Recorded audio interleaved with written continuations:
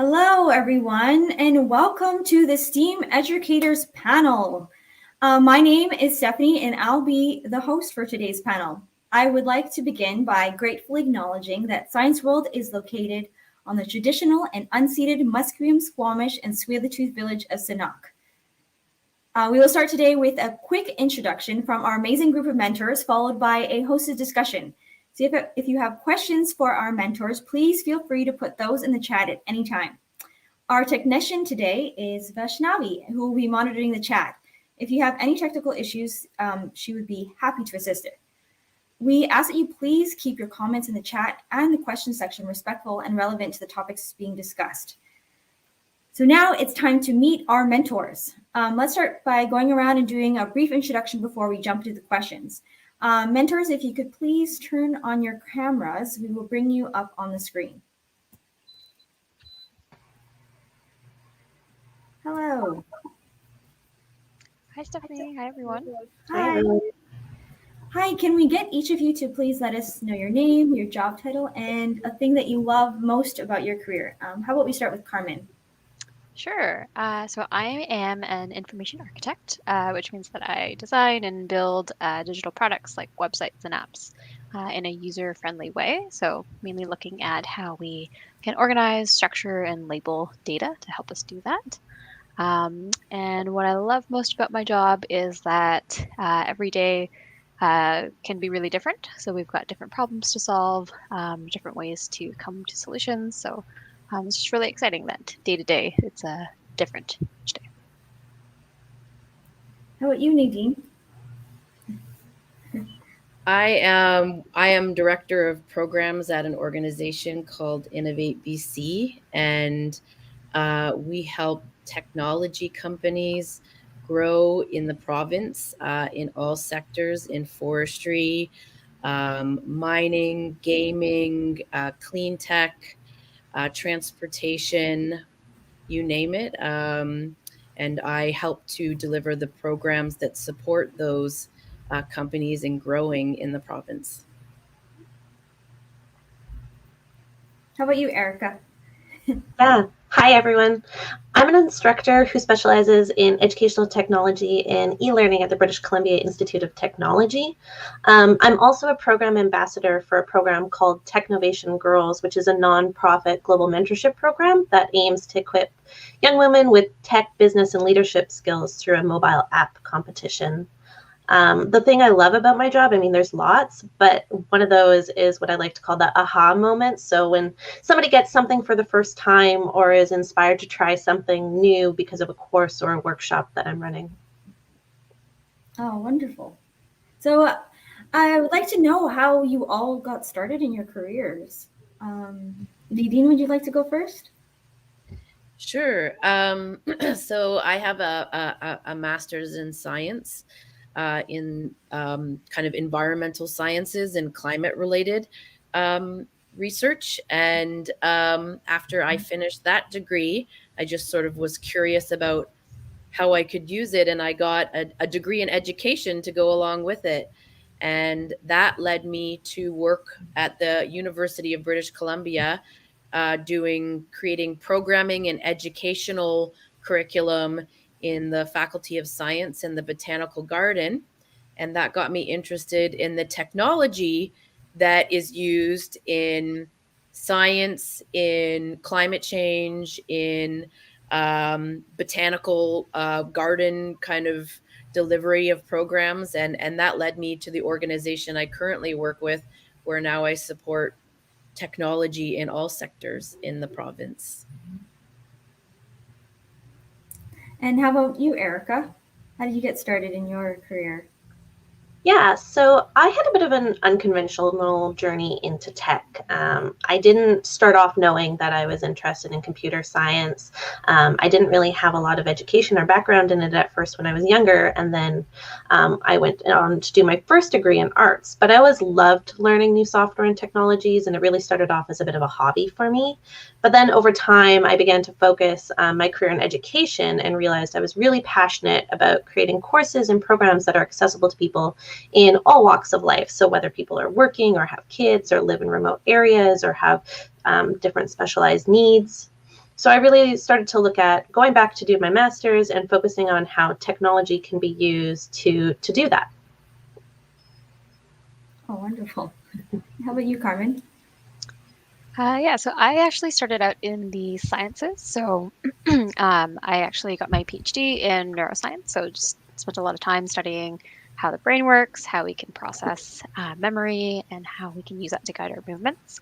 And during that time, I did a lot of computational work as well. So that's how I first started getting into coding and also a little bit of managing websites. And so when I finished my PhD, I kind of wanted to stay in science, but use some of those skills that I had picked up along the way. So I found a position eventually at Stem Cell Technologies, where I can kind of explore both of those passions of mine. Mm-hmm. So, so from the sounds of it, it's like a lot of you have your master's or your PhD. Is that a requirement for your job to have that higher level of education, or did it really help with your careers in that way? Erica, would you like to start? Sure. So I think yes, having a master's is a requirement for my job, specifically because I also do quite a bit of research around educational technology and learning design. That being said, it would have been possible for me to do a lot of what I do without it. And I think that lots of people have different types of journeys to the types of roles that I've done. Mm-hmm. And how about you, Carmen? Yeah, sort of along the same lines. It's not really a hard requirement per se, but a lot of the skills, the knowledge that you pick up along the way through grad school can definitely help in the long run. But that's not to say you can't learn these things, on the job or in other places. So, not a limitation, but a nice to have. Yes, absolutely. Well, for sure. I feel like learning. There's you can never learn enough, right? Mhm. And it all helps for sure. Nadine? No, very, very similar. I've been with the organization I work with for 10 years now. But I think at the time we were maybe a bit more traditional, and so I was hired for my degree. But I think a lot's changed since then. And I think now as an organization we see that there's lots of different learning avenues out there, whether it's a university or a college or a tech institution that, like, there's some really cool ones out there like Lighthouse Labs that does coding, and they're not like a traditional kind of official large accredited educational institution. So I think present day my organization is a lot more kind of flexible and accepts lots of different routes to kind of get the knowledge that I happen to have. Mm-hmm. And what skills do you all think is like most important for your jobs? Would you say, Erica? Yeah, things that come to mind are being able to problem solve and design thinking skills. Being able to identify a problem, come up with a solution, and then see it come to life is really important. And then beyond that, communication, collaboration, and organization. Being able to work well with people is so important, no matter what field you're in. And Carmen, do you have anything to add to that? Yeah, I feel like Erica, sorry, I feel like Erica gave a great response there. Yeah, she Definitely did. echo all of Yeah. those traits. Yeah, and maybe one thing I can add is sort of being tenacious and being kind of persistent and not giving up necessarily when something doesn't work out the first time, and just kind of, keeping at it, and yeah, just keep trying. Mm-hmm. Yeah, and one of the skills that we kind of came up in our last panel was curiosity. Do you think that's important? Mhm. Yeah. Nadine, do you have anything to add to that? I would say being a learner, like a lifelong learner, just being open to constantly learning new things, and also being okay to step into things that you don't know, that have the potential for failure, because you learn through, as Erica and Carmen said, problem solving, and critical thinking, and sometimes that comes with the unknown and the chance of failure, and failure is okay. You learn from it. Mm-hmm. Yeah. Yeah.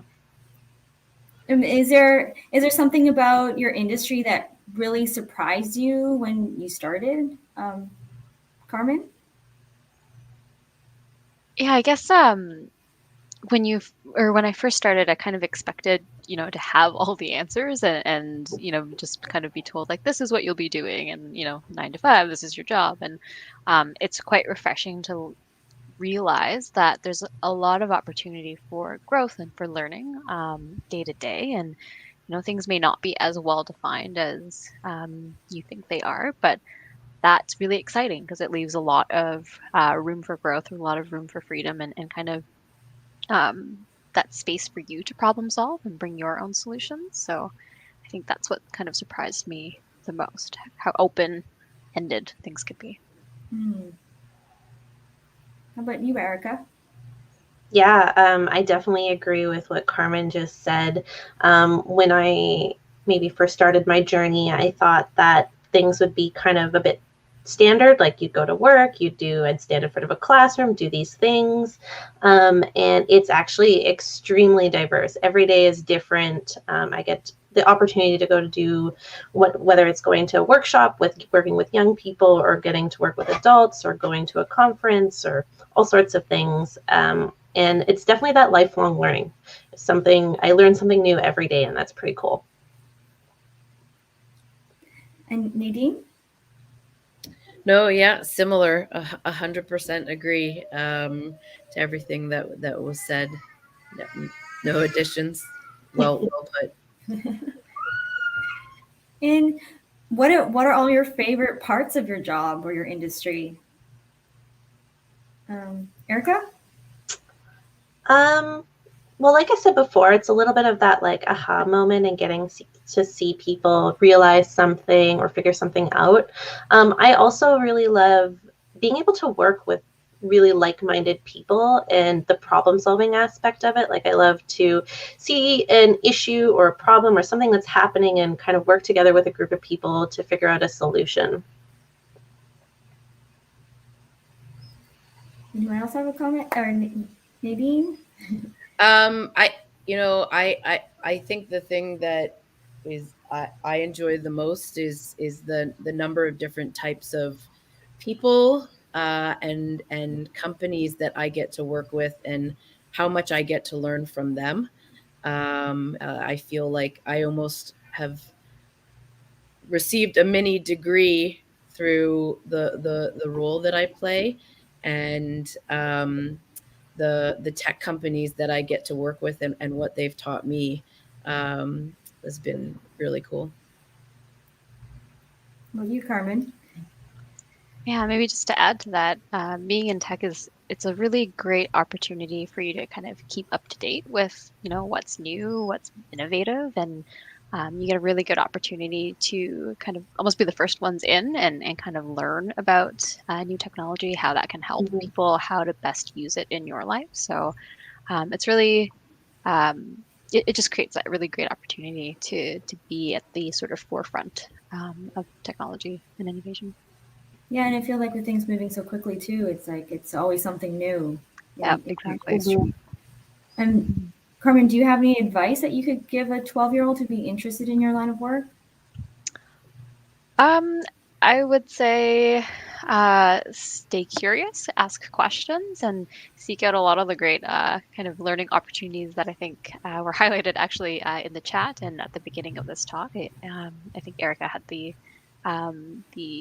girls innovation thing with BCIT. So there's so much out there nowadays in terms of where you can learn from. So just sort of be curious and seek out those opportunities. How about you, Nadine? Do you have any advice? I would say a lot of times I can remember people saying like, what do you want to be when you grow up? And that's pretty official. That I would say you don't have to be one thing. You can be a lot of things along the way. So even in your education, explore different paths, find things that you enjoy and you're passionate about. And even when you're in one day your job or a job, don't feel that that's the area that you need to stay in, keep exploring, keep looking around, keep experiencing things. You can change whenever you want and try new things whenever you want. I can totally relate to that. Just of changing careers with myself as with my background in science and transitioning into acting and performing. It's one thing kind of leads to the next, and then getting back into administration and things like that. So um, I find my skills have kind of uh, helped me in every career I've continued to do in my future or now. Erica, do you have any advice? Yeah, I think I'm going to really echo what Carmen and Nadine said. Don't be afraid to try something out. You might not be aware how beautiful math and data science can be, or how creative programming is. You might have a picture in your mind of the way something is, and there's actually a lot more to it. So let your curiosity drive you. Yeah. And are there people that really inspired you or helped you along the way in this career path? Erica? Definitely. I mean, all my colleagues at work, when I first started, I was very new in my journey, and seeing the things that they've done, the things they're working on, was super inspiring. I also, through Technovation, get to work with a lot of really amazing, strong women in tech, and seeing the things that they're doing, the way they're inspiring people around the world it definitely inspires me. How about you, Carmen? Other people that have inspired you or helped you along the way?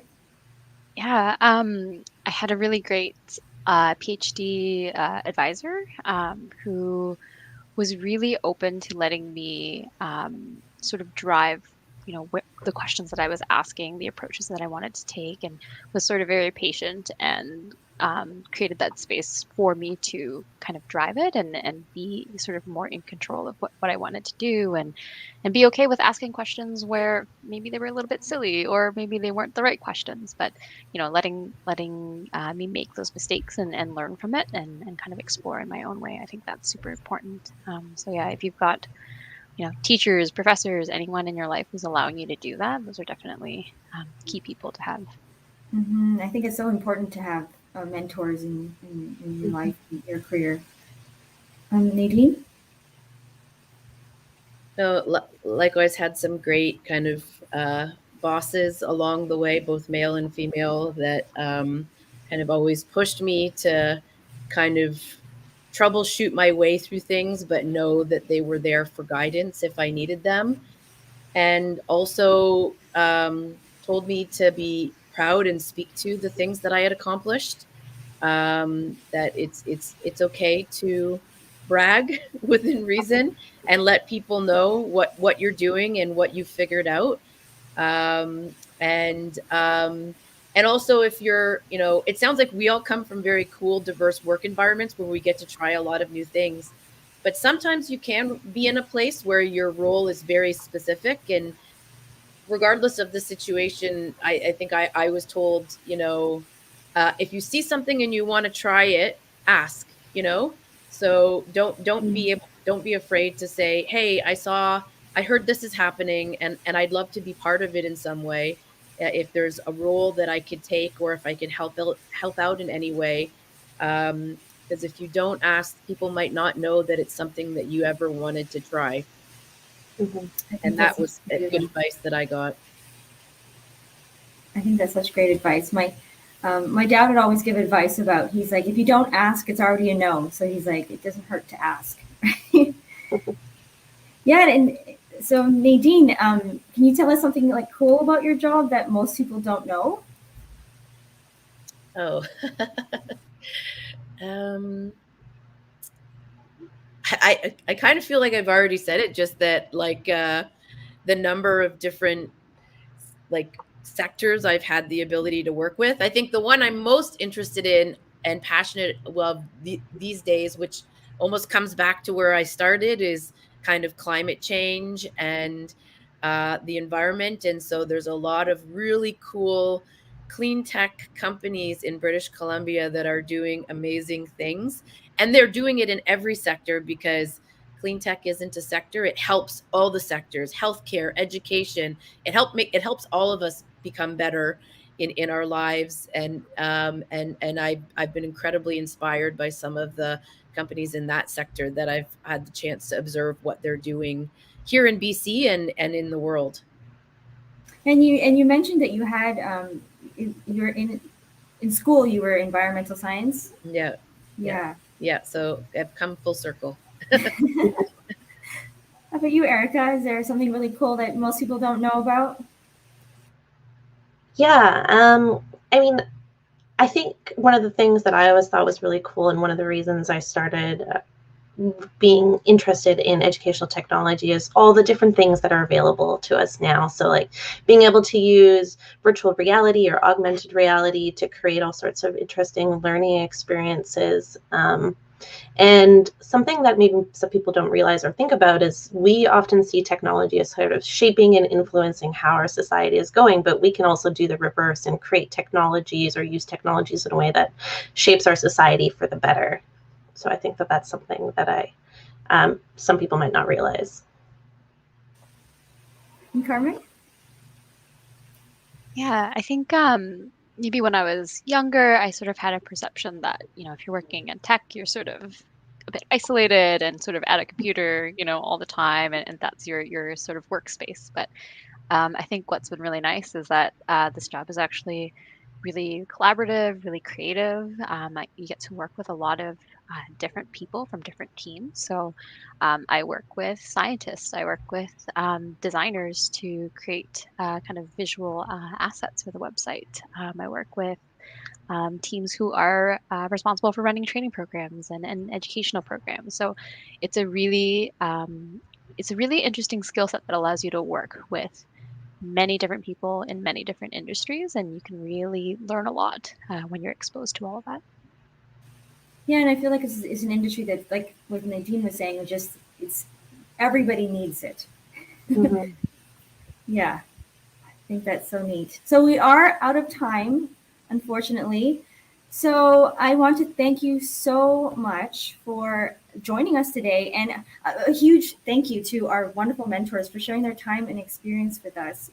So thank you, Carmen. Thank you, Erica. Thank you, Nadine. And thank you, everyone, for watching. We will be continuing our program, so if you could please return to the main stream in our lobby for our next activity. Have a wonderful day.